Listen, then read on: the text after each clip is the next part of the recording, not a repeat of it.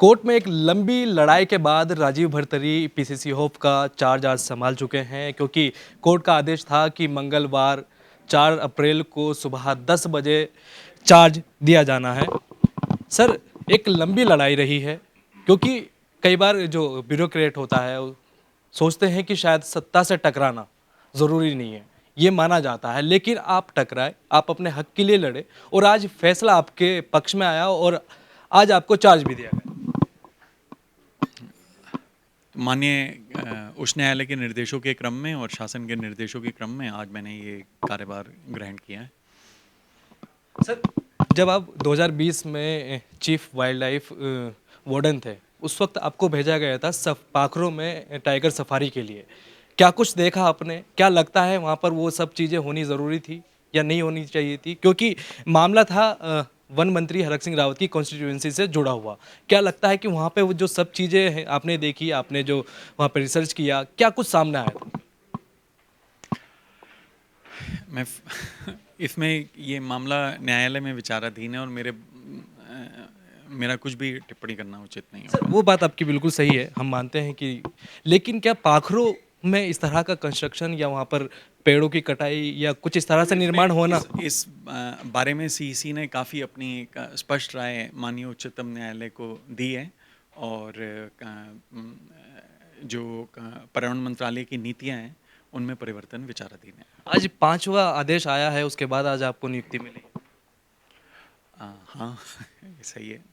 ये जो पूरी लड़ाई रही है, 1.5 साल लगभग की लड़ाई रही है आपकी, तो इस पूरे टाइम जो है एक मानसिक दबाव भी रहता है। घर परिवार में लोग, फैमिली में किस तरह से उन लोगों ने सपोर्ट किया?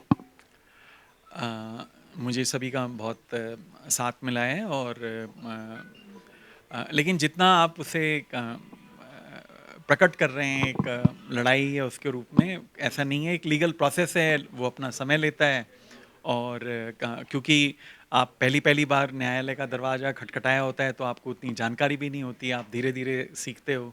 कुछ गलतियां भी होती हैं, कुछ चीज़ें सही भी होती हैं, तो कुल मिलाकर के ये काफ़ी लर्निंग और रिच एक्सपीरियंस था। क्या आने वाले जो आईएफएस ऑफिसर हैं उनके लिए एक नज़ीर है कि जो हक की लड़ाई है उसको लड़ना ज़रूरी है? मेरे ख्याल से खाली ऑफिसर्स के लिए नहीं, मैं कहूँगा कि ब्यूरोक्रेट हम सभी नागरिकों के लिए, मुझे आज एहसास होता है कि हम सबके लिए, हर नागरिक के दायित्व भी हैं और अधिकार भी हैं, और जब उनके अधिकारों का हनन होता है तो हम, ये नागरिकता की जिम्मेदारी है कि हम उसके बारे में कुछ कार्रवाई करें। और ये तो जो प्रश्न था वो तो मौलिक अधिकारों का था एक नागरिक के रूप में, ना कि खाली एक आईएफएस के या पद के लिए। सर, क्या लगता है कि समय बहुत कम है, लेकिन जिस तरह के जो वन विभाग में जो ऐसे कई मामले हैं, जैसे आग के हो या कोई ऐसे मामले हैं जिन्हें सुधारने की ज़रूरत है वन विभाग को, तो क्या लगता है कि इन 25 दिनों में आप ये सब क्या प्रायोरिटी रहेंगी? देखिए, अगर हम मिलकर के कार्य कर पाते हैं तो कम समय में भी बहुत कुछ हो सकता है। आवश्यकता है सहमति और सहयोग की।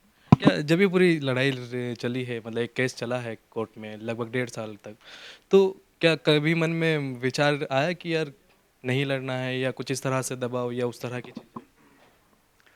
अ, मेरे में आत्मविश्वास था और ईश्वर में विश्वास था और अपने भाग्य पे, और मैं खाली यही कह सकता हूँ कि मुझे संतोष है और मेरे सहयोगियों पे जो कि मेरे बिहाफ पे ये न्यायालय में लड़ाई लड़ रहे थे। मेरे साथ वो टीम है जिन्होंने राजीव भरतरी का केस लड़ा और कोर्ट में सरकार को लोहे के चने चबवा दिए, चूल्हे हिला दिया आपने सरकार के। ऐसे पहले भी हमने कई मामले देखे हैं। अभिजय नेगी बहुत यंग एडवोकेट हैं, किस तरह से देखते हैं इस पूरी लड़ाई को, कितनी बड़ी उपलब्धि मानते हैं? क्योंकि एक नौजवान लड़के ने एक आईएफएस ऑफिसर का, इतने सीनियर आईएफएस ऑफिसर का केस लड़ा और सरकार की चूल्हे हिला दी।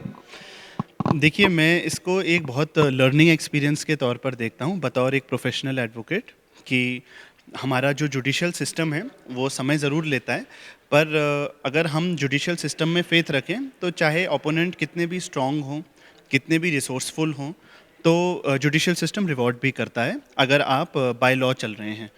तो उनका आज कार्यभार ग्रहण करना अपने आप में एक रूल ऑफ लॉ की विक्ट्री है, और हम सब लोगों ने एज अ टीम बहुत कुछ सीखा है इस लड़ाई में, और उम्मीद करते हैं कि ये एक नज़ीर साबित हो फ्यूचर के लिए। ये देख रहे हैं अब ये सारे यंग एडवोकेट्स हैं साथ में, और आप खुद सोचिए कि सरकार को घुटनों पे ला दिया है एक इतने यंग एडवोकेट। और ये अच्छा भी लगता है कि जब समाज में इतने अच्छे एडवोकेट्स और इतने यंग एडवोकेट इतना अच्छा काम करते हैं तो समाज को एक नई राह मिलती है, नया आदर्श मिलता है। ये जो पूरी लड़ाई रही है, ये मानसिक दबाव भी रहता है कि सरकार इतनी बड़ी है सामने और हम लोग। देखिए, मानसिक दबाव बिल्कुल रहता है, क्योंकि सरकार ने इमीडिएटली नहीं माना था ऑनरेबल कोर्ट्स के फैसले को, और बार बार हमें जो है सिस्टम को चैलेंज करना पड़ा। अच्छा रहता अगर एक सिस्टम के हिसाब से सरकारें जो हैं कोर्ट्स के फैसले को माने। हम कई बार देखते हैं अन्य प्रकरणों में भी कोर्ट फैसले सुनाती हैं, बट सरकार उसको इम्प्लीमेंट करने में देरी करती है। तो उम्मीद करते हैं कि आगे आने वाले सिचुएशन में ऐसा कम से कम हो। तो आज हमने आपको दिखाया कि किस तरह से राजीव भरतरी का आज जो है उन्होंने चार्ज संभाला है, और ये वाकई में आने वाली जो सरकारें हैं या मौजूदा सरकारें हैं उनके लिए भी एक नज़ीर है कि वो किस तरह से ये पूरी कार्रवाई करती है एक तरफा, और उस पूरी कार्रवाई को कोर्ट ने जो है जिस तरह से एक फैसला दिया है वो वाकई में एक सीख लेने की ज़रूरत है सरकारों को।